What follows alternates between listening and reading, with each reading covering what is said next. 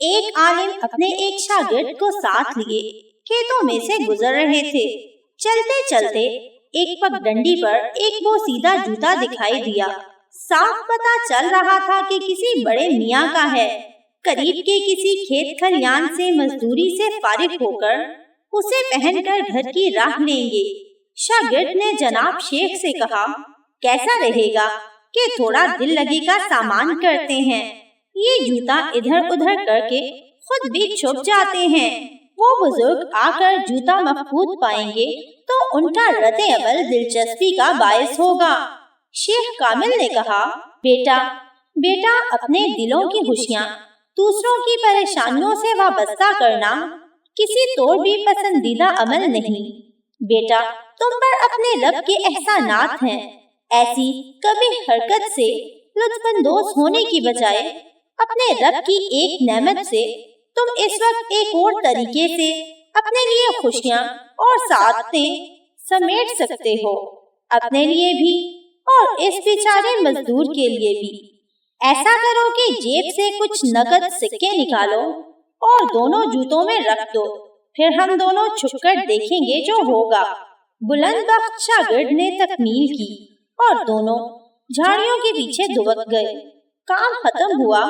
بڑے میاں نے آ کر جوتے میں پاؤں رکھا تو سکے جو پاؤں سے ٹکرائے، ایک ہڑبڑاہٹ کے ساتھ جوتا اتارا تو سکے اس سے باہر آ گئے۔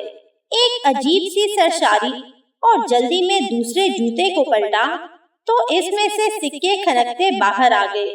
اب بڑے میاں آنکھوں کو ملتے ہیں، دائیں بائیں نظریں گھماتے ہیں۔ یقین آ جاتا ہے کہ یہ خواب نہیں تو آنکھیں تشکر کے آنسوؤں سے بھر جاتی ہیں۔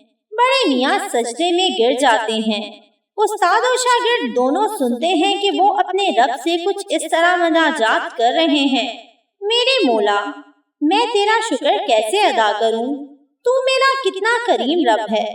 تجھے پتا تھا کہ میری بیوی کتنی بیمار ہے، بچے بھی بھوکے ہیں، مزدوری بھی مندی جا رہی ہے، تو نے کیسے میری مدد فرمائی؟ ان پیسوں سے بیمار بیوی کا علاج بھی ہو جائے گا، کچھ دنوں کا راشن بھی آ جائے گا۔ ادھر وہ اسی گریہ و زاری کے ساتھ اپنے رب سے محو مناجات تھے اور دوسری طرف استاد و شاگرد کے ملے جلے جذبات اور ان کی آنکھیں بھی آنسوؤں سے لبریز تھی۔ کچھ دیر کے بعد شاگرد نے عرض کیا، آپ کا آج کا سبق میں کبھی نہیں بھول پاؤں گا۔ آپ نے مجھے مقصد زندگی اور اصل خوشیاں سمیٹنے کا فن سکھا دیا ہے۔ استاد جی نے موقع مناسب جانتے ہوئے بات بڑھائی، بیٹا، صرف پیسے دینا ہی عطا نہیں بلکہ باوجود قدرت کے کسی کو معاف کرنا عطا ہے۔ مسلمان بھائی بہن کے لیے غائبانہ دعا عطا ہے۔ مسلمان بھائی بہن کی عدم موجودگی میں اس کی عزت کی حفاظت عطا ہے۔